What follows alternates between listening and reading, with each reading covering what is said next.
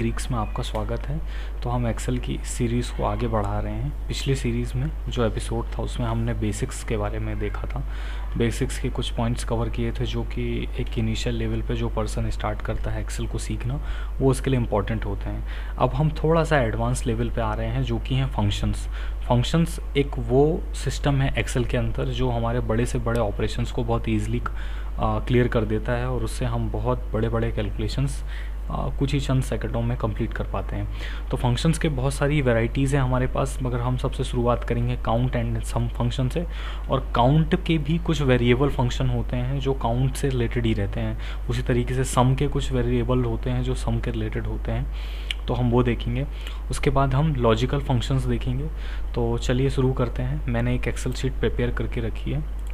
इस Excel sheet में name है, P price to earning ratio है, प्राइस टू बुक रेशियो है, और रिज़ल्ट है। रिज़ल्ट में मैंने ऐसा लगा के रखा है कि ओवर वैल्यूड है, अंडर वैल्यूड है। तो मैं सबसे पहले पूरा हटा देता हूँ और आपको फ्रेश से समझाऊंगा। ये मैंने डिलीट कर दिया है। उसके बाद मेरे पास कंपनी है रिलायंस, HPCL, BPCL, पेट्रोनेट और IOC। इनकी वैल्यूज़ इनके सामने लिखी हुई है।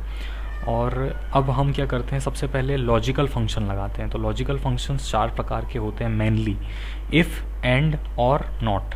तो अब ये इफ़ को हम कैसे यूज़ करेंगे ये देखते हैं। तो मेरा जो यहाँ पे फंडा होगा इफ़ को यूज़ करने का, मैं केवल ये डिटरमाइन करूँगा कि पर्टिकुलर वैल्यू अगर मैच कर रही है तो वो स्टॉक ओवर वैल्यूड है या अंडर वैल्यूड है। तो मैंने सबसे पहले इक्वल का साइन लगाया, इफ़ लिखा। इफ़ लिखने के बाद मैंने टैब का बटन प्रेस किया। टैब का बटन प्रेस करने के बाद मेरा सबसे पहला जो प्राइस टू अर्निंग से कैलकुलेशन कर रहा हूँ, तो मैंने B4 जो है B4 को सिलेक्ट किया।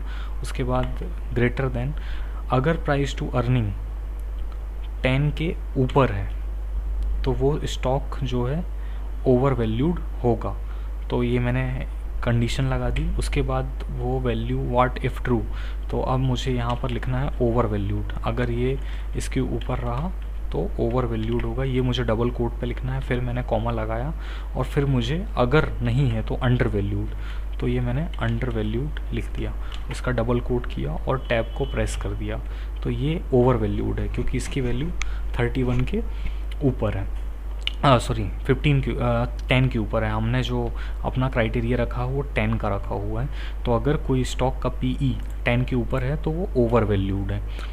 अब हम एंड को फंक्शन यूज़ करेंगे यहाँ पर। तो एंड क्या करता है, एंड 2 कंडीशंस को साथ में लेता है और दोनों कंडीशन जब मैच होती हैं तभी वो रिज़ल्ट देता है।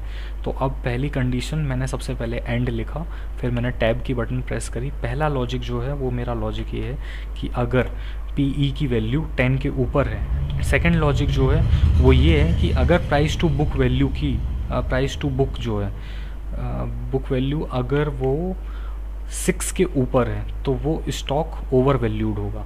तो पहली कंडीशन जो है वो ये कि अगर प्राइस टू अर्निंग रेशियो 10 के ऊपर है तो वो ओवर वैल्यूड है, और साथ ही साथ वो प्राइस की बुक वैल्यू उसी स्टॉक की अगर 6 के ऊपर है तो वो ओवर वैल्यूड होगा। तो ये मैंने 2 कंडीशन लगा दी और ब्रैकेट क्लोज कर दिया, एंटर प्रेस किया तो ये ट्रू आया। ट्रू का मतलब ये है कि स्टॉक ओवर वैल्यूड है। फाइन।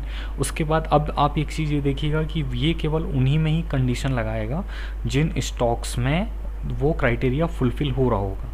अब और में ये होता है कि और जब हमने लगाया और लगाने के बाद जो मेरा पहला लॉजिक था, सिंपल है, पहला लॉजिक मेरा ये है कि स्टॉक का PE अगर 10 के ऊपर है तो वो ओवर वैल्यूड होगा, और दूसरा लॉजिक ये है कि अगर स्टॉक का P2B 6 के ऊपर है तो वो ओवर वैल्यूड होगा।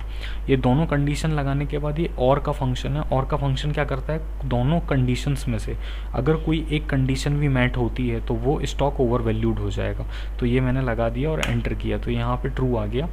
और जो नॉट का फंक्शन होता है, नॉट का फंक्शन जस्ट अपोजिट ऑफ और का फंक्शन। तो मैं यहाँ पे सिंपली नॉट करूँगा और लॉजिक में मैं ये वाला फंक्शन जो ओवर वैल्यूड का इसे सेलेक्ट कर दूँगा तो ये इसका अपोजिट आ जाएगा। तो ये फॉल्स दे दिया। तो ये मैंने पहली रो जो है कंप्लीट करी है। पहली रो कंप्लीट करने के बाद ये मैंने इसको पूरा सेलेक्ट किया, Ctrl+C दबाया। Ctrl+C दबाने के बाद मैंने ये पूरी की पूरी वैल्यू ली और उसके बाद मैंने Ctrl+Alt+V, Ctrl+Alt और V जो है वो पेस्ट स्पेशल विंडो को ओपन करता है।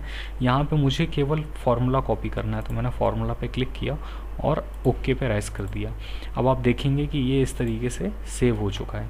ये पूरा का पूरा फार्मूला सभी में अप्लाई हो गया है। और उसके बाद जो पर्टिकुलर कंडीशन जिसकी मेट हो रही हैं वो यहाँ दिख रही हैं, जैसे कि यहाँ पे ओवर वैल्यूड है।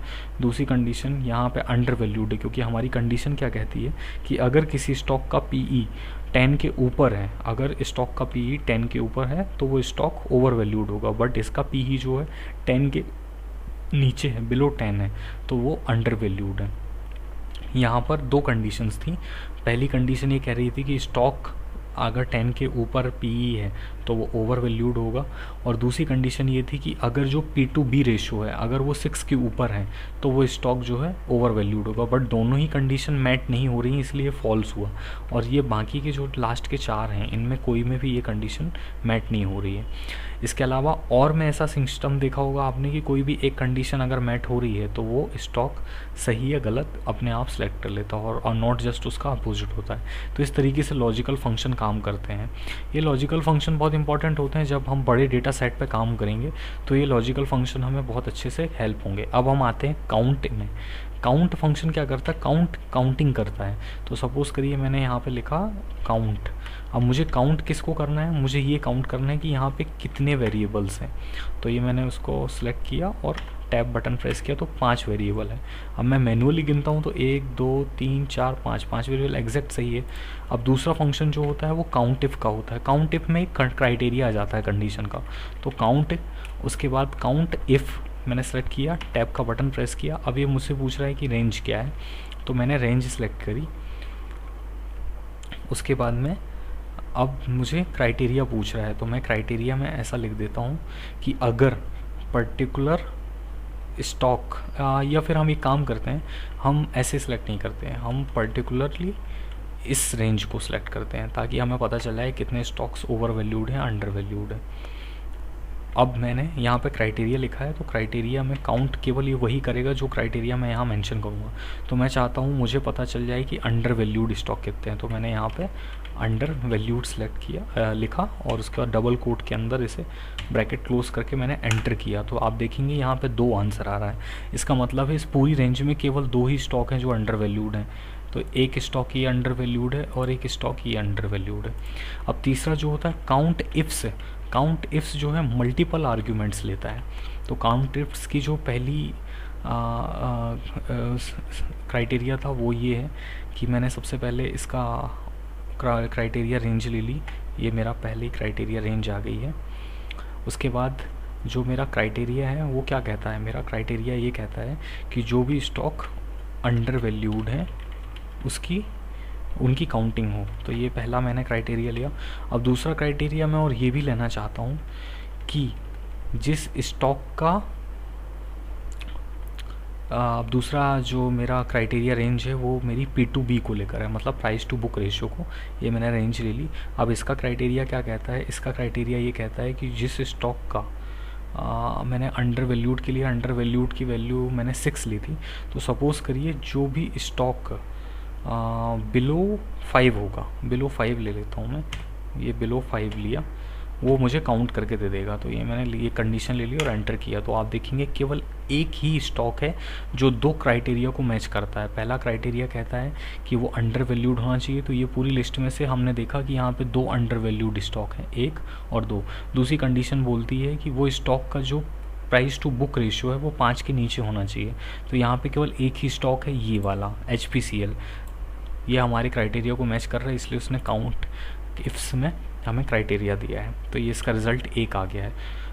अब उसके बाद में हम सम फार्मूला को यूज़ करते हैं। तो सम फंक्शन ये मैंने लिया, सम लिखा। सम क्या करता है? हमें टोटल वैल्यू बताता है। तो ये मैंने टोटल वैल्यू ली और एंटर कर दी। तो इसका टोटल जो वैल्यू है 69 आ गया। अब अगर सम इफ़ करना हो मुझे, तो मैंने सम इफ़ लिया। अब मेरी रेंज क्या कह रही है? मेरी रेंज ये कह रही है, ये पर्टिकुलर रेंज है। क्राइटेरिया क्या है मेरा? मेरा क्राइटेरिया ये है कि केवल ये उसी वैल्यू को ऐड ऑन करे जो वैल्यू 10 के ऊपर है। तो ये केवल उन्हीं वैल्यू का सम करेगा जिनकी वैल्यू 10 के ऊपर है। ये लिया मैंने और ये मैंने एंटर कर दिया, 59 आ गया।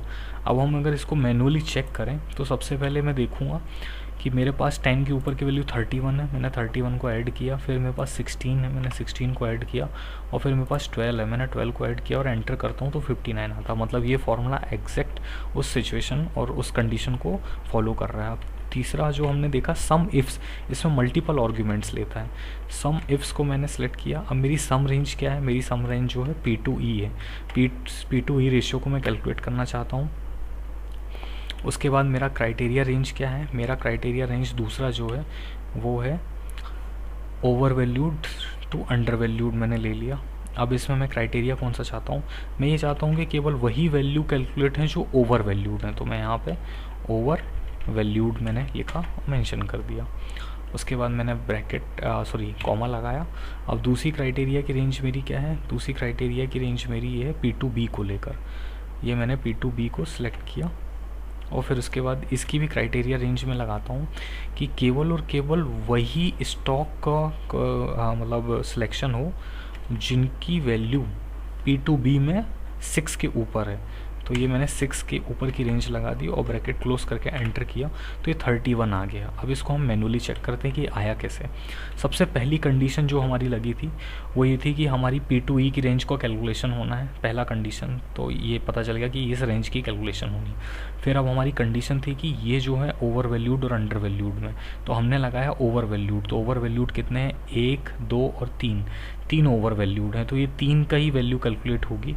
तो 3 की वैल्यू में 31 आ रहा है, 16 आ रहा है और 12 आ रहा है, ये ओवर वैल्यूड है। अब उसके बाद में P2B रेंज वहाँ पे आती है। P2B रेंज के अंदर जो भी 6 के ऊपर है, तो अब हमें देखना है कि ओवर वैल्यूड में कितनी वैल्यू है, 1 है, 2 है और 3 है। इनमें से कितनी वैल्यू 6 के ऊपर है, केवल एक ही वैल्यू है जो 6 के ऊपर है, वो कि ये वाली है। इसलिए एक सिंगल वैल्यू का जो सम आ रहा है वो 31 आ रहा है। तो इस तरीके से हम इस सम इफ़ और लॉजिकल फंक्शन का यूज़ करते हैं। ऐसे और भी इंटरेस्टिंग वीडियो देखने के लिए आप ये चैनल सब्सक्राइब कर सकते हैं। अभी हम इस सीरीज़ को और आगे भी कंप्लीट करेंगे और बहुत सारे फार्मूलाज और फंक्शंस को हम रियल लाइफ में कैसे अप्लाई करेंगे वो देखेंगे।